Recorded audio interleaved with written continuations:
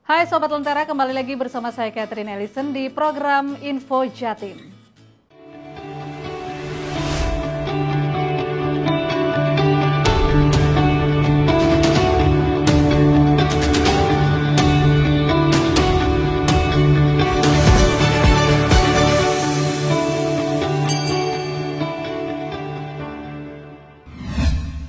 Nah, kita mulai informasi dari Gedung Gerahadi Surabaya. Gubernur Jawa Timur Khofifah Indar Parawansa mengajak tim penggerak PKK Jatim untuk turut serta melakukan pencegahan pernikahan usia dini karena banyak akibat yang tidak baik dari pernikahan dini tersebut.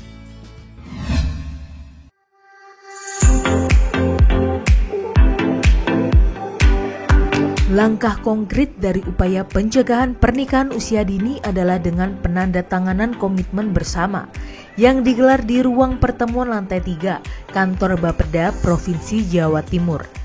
Dalam kesempatan itu, Gubernur Khofifah juga menyampaikan bahwa berdasarkan data Dinas Pemberdayaan Perempuan Perlindungan Anak dan Kependudukan DP3AK Jawa Timur menyebutkan ada kenaikan persentase kasus pernikahan dini, di mana pada tahun 2019 yang hanya 3,6%, pada tahun 2020 naik menjadi 4,97%, 197,68 pernikahan. Memang apakah di beberapa tempat tadi memang tinggi untuk persoalan-persoalan itu? Memang kalau tinggi perkawinan anak itu tinggi. Tadi kan kita lihat grafiknya. Di tahun angkanya saya lupa ya, tapi di tahun 2019 tadi yang agak rendah itu ketika masuk 2020 dan 2021 langsung naik. Naiknya saya nggak tahu berapa ratus persen itu. Jadi kemudian itu akhirnya naik dan ternyata sejalan dengan naiknya tingkat perkawinan anak, naiknya dengan AKI dan AKB. Stunting alhamdulillah kita ada penurunan, tapi tentu belum sesuai dengan ekspektasi ataupun harapan kita karena kami maklum juga pada saat pandemi tentu fasilitas kesehatan, tenaga medis dan sebagainya yang biasa menjadi kader, yang menjadi pelopor penurunan stunting juga, mereka sibukkan karena pandemi. Tapi kita masih mencapai turun sekitar 2% dari 25,6 kalau nggak salah menjadi 23,5. Ini kami pun sudah bersyukur. Cuman cepat kita cegah perkawinan anak usia dini ini menjadi prioritas karena tadi grafiknya yang sangat tinggi. Yang kedua juga kebetulan support sistemnya juga punya konsentrasi yang sama baik di dinas pemerintah ataupun di swasta, UNICEF dan lain-lain, dan juga peraturan atau surat edaran gubernur ya. Jadi kami tim PKK menyambut baik dengan surat edaran gubernur yang mengenai perkawinan anak di tahun lalu 2021 bulan Januari. Sementara itu, Gubernur Jawa Timur Khofifah Indar Parawansa meminta seluruh petani tebu dan pabrik gula di Jawa Timur harus terkonsolidasi karena hampir separuh produksi gula nasional dipasok dari Jawa Timur. 46,25% produksi gula nasional dari Jawa Timur. Hal itu disampaikan oleh Gubernur saat Musyawarah Nasional 2 Dewan Pimpinan Pusat Asosiasi Petani Tebu Rakyat Indonesia di sebuah hotel di Surabaya beberapa waktu yang lalu. Diharapkan APTRI dan PTPN bisa sinkron, sehingga kita bisa memberikan proteksi terhadap para petani tebu. Sementara itu, untuk persediaan gula di Jawa Timur diperkirakan cukup sampai bulan Mei. TPN 10 pada dasarnya cukup sampai dengan bulan Mei. Mudah-mudahan tidak ada pergerakan perintah dari pusat untuk menggerakkan gula yang ada di Jawa Timur keluar Jawa Timur. Ketua Asosiasi Petani Tebu Rakyat Indonesia, Arum Sabil mengatakan bahwa Munas 2 DPP APTRI diadakan di Jatim karena Jatim merupakan basis pabrik gula dan petani tebu, sehingga Jatim adalah barometer industri gula nasional. Yang pertama, kenapa Munas ditaruh di Jawa Timur? Karena memang Jawa Timur lumbung tebu dan pusatnya dan pabrik gula terbanyak ada di Jawa Timur. Sehingga diharapkan Ibu Gubernur di samping sebagai tuan rumah dan juga di hari ini alhamdulillah bisa mengukuhkan ya. Hingga saat ini, luas areal tanaman tebu di seluruh Indonesia sekitar 415.000 hektar. Sementara luas areal tanaman tebu di Jawa Timur baik yang tercatat maupun mandiri sekitar 225.000 hektar. Artinya, tebu di Jawa Timur lebih 50% dari total luas lahan tebu di Indonesia. Kita beralih ke informasi ekonomi. Pencapaian kinerja Bank Jatim selama tahun buku 2021 telah menunjukkan performa yang cukup bagus dan tumbuh secara positif bila dibandingkan dengan periode yang sama. Pencapaian positif dari Bank Jatim tersebut disampaikan oleh Direktur Utama Bank Jatim, Basrul Imam, usai menggelar rapat umum pemegang saham atau RUPS bersama Gubernur Jawa Timur, Khofifah Indar Parawansa, beserta para bupati dan wali kota. Menurut Basrul Imam, bahwa jika dibandingkan dengan kinerja industri perbankan secara nasional dan regional Jawa Timur, pertumbuhan kinerja Bank Jatim berada di atas pertumbuhan rata-rata. Ya, alhamdulillah ya, pada hari ini telah kita ikuti dan simak bersama pelaksanaan RUPSD tahun 2021 di tahun ini telah berjalan dengan baik. Semua mata acara juga telah disimak dengan baik oleh seluruhnya, dan ini tentu awal yang bagus untuk Bank Jatim ke depannya bisa tumbuh dengan lebih baik, bisa eksis dan bisa memperoleh suatu prestasi yang lebih membanggakan di tahun ini maupun di tahun ke depannya. Berdasarkan kinerja Desember 2021, untuk pertama kalinya dalam sejarah, aset Bank Jatim mencapai 100 triliun lebih, atau tepatnya tercatat sebesar 100,72 triliun rupiah dan tumbuh 20,45%. Sedangkan laba bersih Bank Jatim tercatat 1,52 triliun rupiah atau tumbuh 2,29% year on year. Gubernur Jawa Timur Khofifah Indar Parawansa melantik jajaran direksi dan komisaris PT Bank Jatim yang telah dipilih dalam rapat umum pemegang saham atau RUPS di Gedung Negara Gerahadi Surabaya. 3 nama baru kini menduduki jajaran direksi dan komisaris. Masing-masing adalah komisaris utama dipilih Suprajarto, komisaris independen Sumaryono, kemudian direktur konsumer retail dari usaha syariah R. Arif Wicaksono, dan direktur komersial dan korporasi Edi Masrianto. Seusai melantik jajaran direksi dan komisaris Bank Jatim, Khofifah Indar Parawansa menyampaikan selamat kepada komisaris dan direksi yang baru dilantik. Diharapkan jajaran yang terpilih saat ini dapat memberikan dorongan bagi seluruh tim Bank Jatim. Saya ingin menyampaikan selamat datang Pak Suprajarto, Komut Bank Jatim yang baru. Saya rasa pengalaman jejaring dan seluruh kekuatan beliau untuk bisa memberikan support pada penguatan, pengembangan, dan kinerja Bank Jatim ke depan, insya Allah akan menjadi energi yang luar biasa bagi Bank Jatim.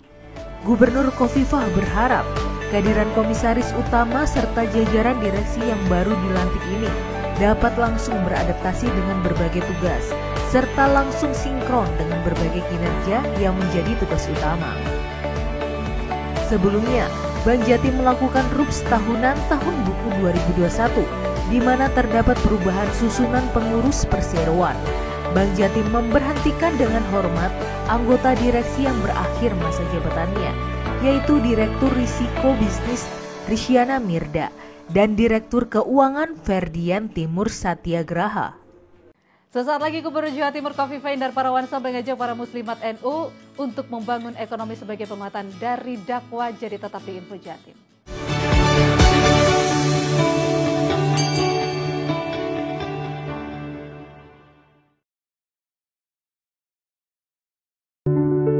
Dulu, aku dan adikku selalu diantar ayah naik kendaraan umum ke sekolah. Kadang kami berdesakan di dalam bus atau kereta. Ayah bilang, setelah pandemi ini kita harus menjaga jarak dengan orang lain, supaya mengurangi resiko terkena virus dan penyakit menular lainnya. Kita harus selalu pakai alat pelindung diri, seperti masker dan bisa ditambahkan pelindung wajah. Juga gunakan hand sanitizer jika belum memungkinkan untuk cuci tangan. Sesekali ayah mengajak kami naik kereta. Aku ingat waktu adik pernah ketiduran di dalam kereta. Hihi. naik kendaraan umum memang menyenangkan. Tapi jangan lupa mentaati protokol kesehatan yang berlaku sekarang. Oke guys, jangan lupa jaga kesehatan kalian. Sampai jumpa. Tak kenal maka tak kebal. Pagi, Pak. Oh, siapa kamu? Virus, Pak. Bawa apa kamu? Ini Penyakit. Nah, kamu virus, bukan virus. Untung si bos sudah divaksinasi. Jadi saya bisa kenal sama kamu.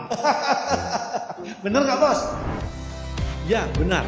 Vaksinasi melatih tubuh untuk kenal, lawan, dan kebal dari penyebab penyakit seperti virus atau bakteri. Sebelum digunakan, vaksin seperti vaksin COVID-19 akan diuji klinik, dipastikan keamanan, khasiat, dan mutunya oleh Badan POM dan para ahli. Tetap memakai masker, menjaga jarak, mencuci tangan secara rutin. Ingat, siap divaksinasi saat vaksin siap. Tarik sis, mongko. Vaksinasi dan protokol kesehatan. Lindungi diri, lindungi negeri. Sudah lama kita belajar dari rumah, tidak bertemu teman-teman semua. Biasanya kita belajar bersama, penuh dengan suasana riang. Kangen teman-teman semua yang selalu di hati. Ini tiba saatnya belajar tatap muka, terbatas dan juga aman. Atas izin orang tua kita bertemu lagi. Ingatlah hari ini. kabar bersih, cek suhu jangan lupa, cuci tangan dahulu, jaga jarak selalu, pakai maskermu. Kombinasi pembelajaran berkualitas yang aman juga nyaman bikin orang tua makin tenang.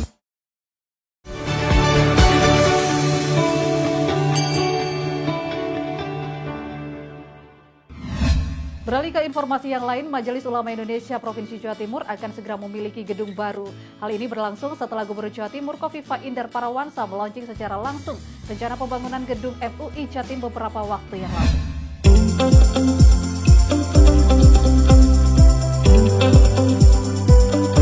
Gedung yang rencananya bakal berdiri megah dengan lantai 5 ini menempati posisi strategis, yakni berada di Jalan Wisma Pagesangan, tepatnya satu kawasan dengan Masjid Nasional Al-Akbar Kota Surabaya. Gedung yang menempati lahan dengan luas sekitar 345 meter persegi milik Pemprov Jatim ini ditargetkan dapat rampung pada tahun 2023 mendatang. Gubernur Jawa Timur Khofifah Indar Parawansa mengungkapkan bahwa upaya membangun gedung MUI Jatim yang representatif itu merupakan ikhtiar bersama. Sementara itu, Ketua Umum MUI Jawa Timur, Kyai Haji Moh Hasan Mutawakil Allah menyatakan bersyukur pihaknya bakal segera menempati kantor yang sangat representatif. Kantor MUI ini nantinya juga akan dilengkapi dengan laboratorium halal karena menjadi kebutuhan pelaku UMKM untuk mendapatkan sertifikasi halal. Doa para kiai bersama santri menjadi sangat penting untuk bisa mewujudkan kantor ini yang memberikan manfaat lebih besar. Apalagi tadi saya tanya Pak Wahid, lengkapi dengan laboratorium halal karena ini akan menjadi kebutuhan dari seluruh pelaku UMKM kita untuk bisa mendapatkan sertifikasi halal, dan ini sekaligus akan menjadi sumber income bagi MUI hari ini dan yang akan datang.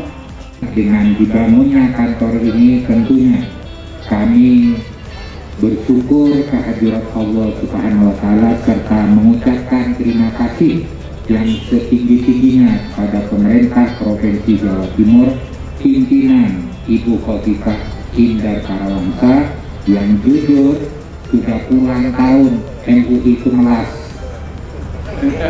cukup melas. MUI itu pernah kan punya nomaden satu gedung dengan kantor-kantor yang lain, kemudian punya kantor sendiri di Unian, yang keluar masuknya sangat sempit, langganan banjir, di belakang dapurnya warung, dan tiap pagi mencium masakan tapi tidak pernah lihat wujudnya. Maka hari ini terjadi perubahan besar dengan dibangunnya kantor MUI Jawa Timur. DPRD Provinsi Jawa Timur melakukan pengesahan Raperda tentang pelaksanaan pelindungan pekerja migran Indonesia dan keluarganya menjadi peraturan daerah. Hal ini dinilai sebagai langkah yang tepat dan bagus oleh Gubernur Jawa Timur karena dapat memberikan perlindungan pada para pekerja migran Indonesia dan keluarganya. Pengesahan tersebut dilakukan dalam rapat paripurna DPRD Jawa Timur yang dipimpin oleh Wakil Ketua DPRD Sahatua Simanjuntak yang dihadiri oleh Gubernur Jawa Timur Khofifah Indar Parawansa serta PLT Sekda Prof Jatim Wahid Wahyudi. Seperti kita ketahui bahwa Jawa Timur merupakan provinsi penyumbang PMI terbesar di Indonesia berdasarkan data dari Badan Perlindungan Pekerja Migran Indonesia BP2MI bahwa jumlah PMI seluruh Indonesia pada tahun 2021 sebanyak 72.624 orang. Wakil Ketua DPRD Jatim Sahatua Simanjuntak mengatakan bahwa pengesahan perda ini adalah sebuah legasi dan langkah yang bagus karena perda ini adalah perda inisiatif dari DPRD Jatim untuk memberikan sebuah perlindungan pada pekerja migran Indonesia sejak awal. Jadi perda pekerja migran Indonesia tadi sudah ditetapkan dan ini menjadi sebuah legacy, menjadi sebuah langkah yang bagus karena perda ini adalah perda inisiatif dari DPRD Jawa Timur untuk memberikan sebuah pelindungan kepada pekerja migran Indonesia sejak awal sampai kemudian mereka bekerja di luar negeri bahkan kembali ada sebuah kepastian dan ada sebuah campur tangan negara khususnya pemerintah Jawa Timur dalam rangka pelindungan bagi pekerja migran Indonesia. Dan ini menuntut konsekuensi termasuk lembaga-lembaga penyedia jasa tenaga kerja untuk bisa mengupgrade terkait dengan pendidikan, pelatihan dan sebagainya, dan juga terkait dengan mereka yang pada dasarnya selama ini bekerja di luar negeri mengalami sedikit kendala melakukan komunikasi di Indonesia kaitan dengan ini, maka pemerintah daerah Provinsi Jawa Timur sudah bisa terlibat secara langsung, secara aktif untuk memfasilitasi dan memproteksi pekerja migran Indonesia yang ada di luar negeri maupun keluarganya yang menanti di Indonesia. Berita selanjutnya, peran luar biasa Himpunan Kerukunan Tani Indonesia dalam swasembada beras diakui oleh Gubernur Jawa Timur Khofifah Indar Parawansa. Hal ini disampaikan di depan Ketua Umum HKTI, Jenderal Purnawirawan Muldoko saat pelantikan pengurus baru HKTI.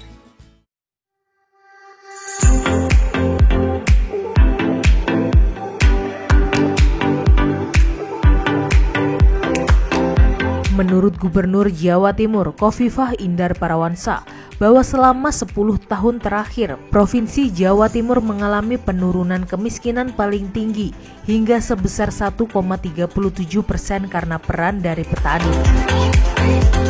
Sehingga harapannya, para pengurus HKTI Jawa Timur mampu tetap menjaga kekuatan petani tersebut.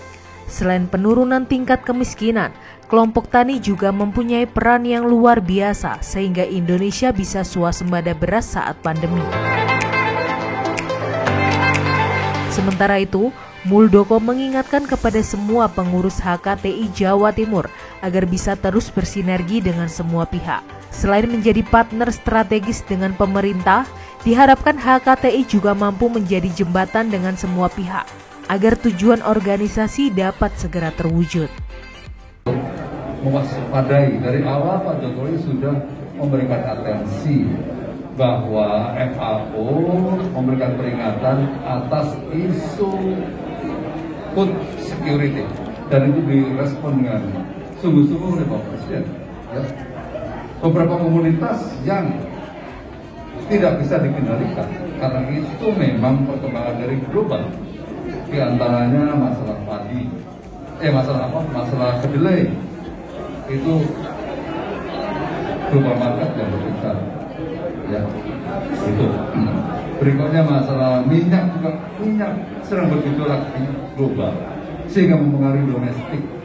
Untuk itu perlu ada kebijakan-kebijakan yang tepat dan beberapa hal yang harus diwaspadai. Sesaat lagi akan ada informasi tentang Presiden Joko Widodo saat menyaksikan MotoGP di sirkuit Mandalika. Jadi tetap di Info Jatim.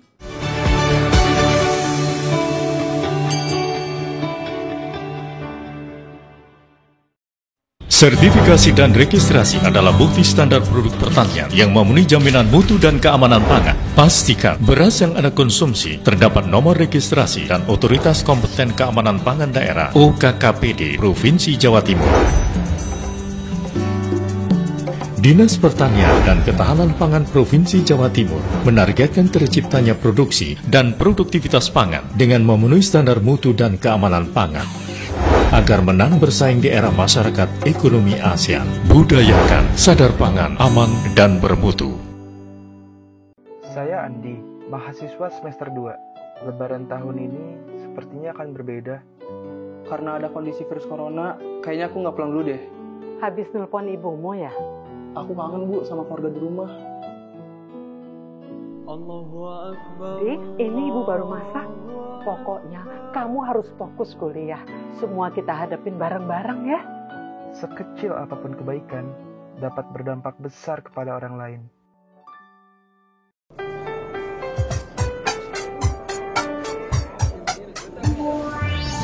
Mohon dong dikangenin. Hindari mengumbar kehidupan pribadi. Cie, ada gebetan baru nih. Hargai privasi orang lain. Kalau nih ye. Gunakan bahasa yang santun dan beretika. Wow. Hindari konten unsur sara dan pornografi. Santun bersosial media. Internet untuk kita.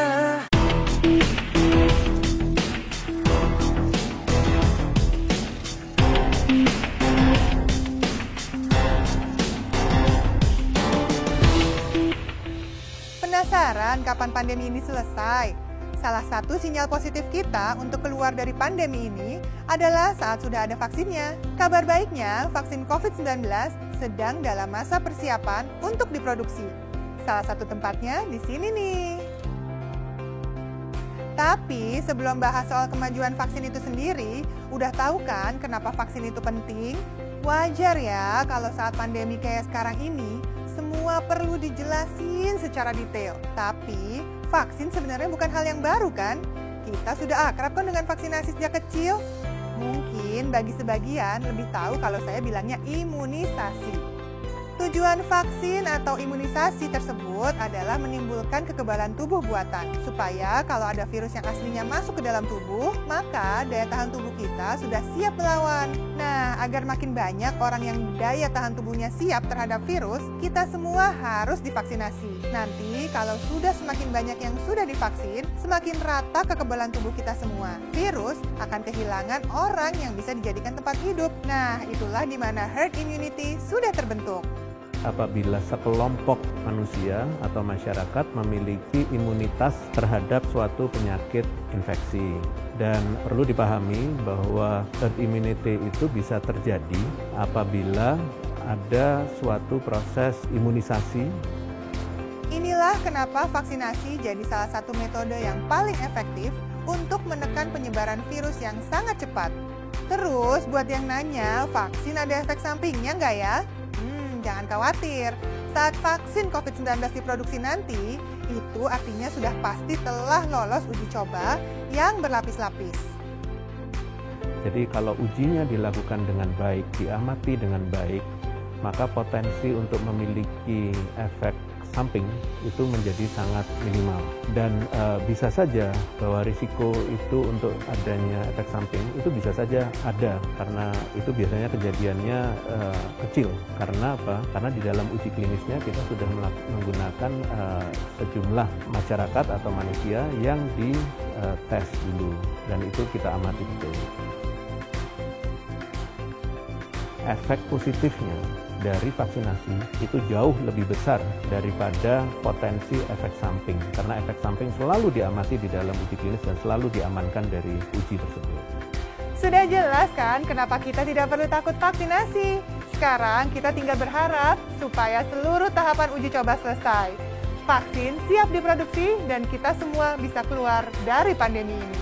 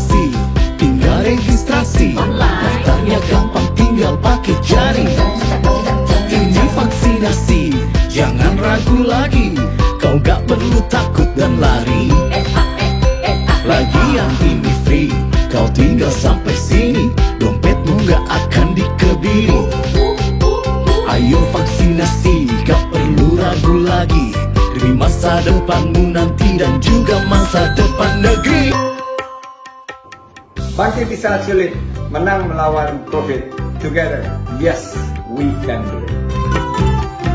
Bangkit di saat sulit, agar menang melawan COVID.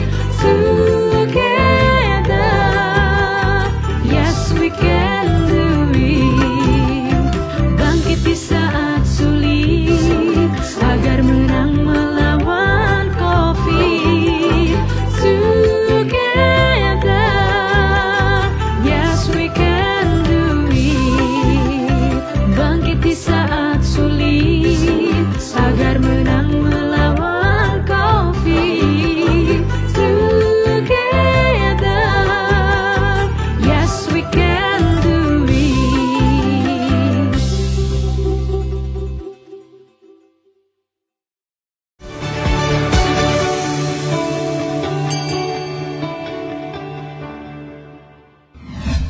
Kita ke berita olahraga. Meski sempat menanyakan langsung ke panitia apakah race di Mandalika bisa berlangsung atau tidak, Presiden Jokowi terlihat tetap antusias menonton setelah race bisa berlangsung dengan lancar meski sempat terkendala hujan deras.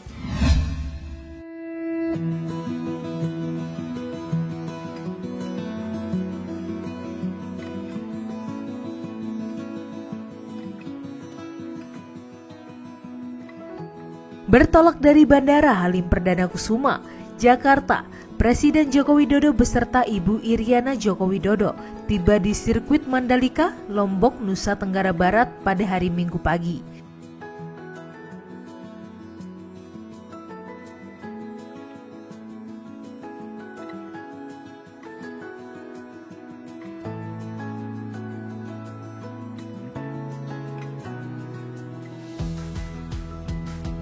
Tampak keseruan Presiden Jokowi dan Ibu Iriana ketika menuju Royal Box serta menyapa penonton yang ada di tribun.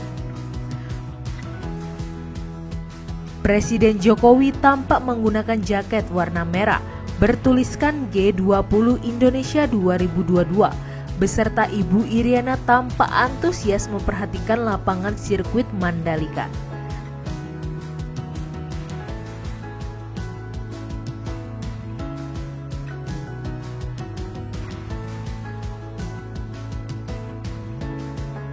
Pada saat itu, Presiden Jokowi juga sempat mengunjungi paddock sirkuit Mandalika saat hujan masih berlangsung sebelum gelaran MotoGP dimulai.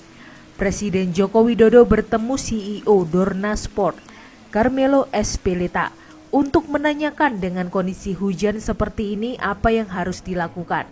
Carmelo pun mengatakan lomba bisa segera dimulai.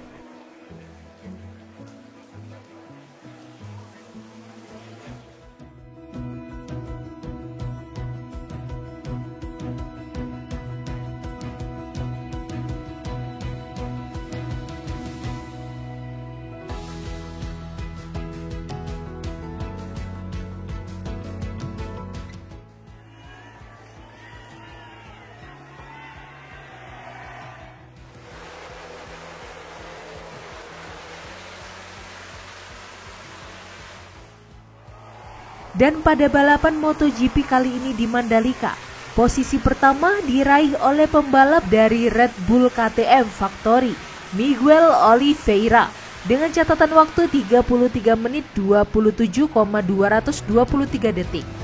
Presiden Joko Widodo pun naik ke podium untuk menyerahkan trofi ke Miguel Oliveira selaku pemenang MotoGP Mandalika 2022. Dan informasi tadi mengakhiri Info Jatim saat ini. Anda dapat saksikan kembali tayangan saat ini di YouTube channel kami Lentera TV Media dan website kami lentera.tv/live. Dan jangan lupa di subscribe. Sampai jumpa.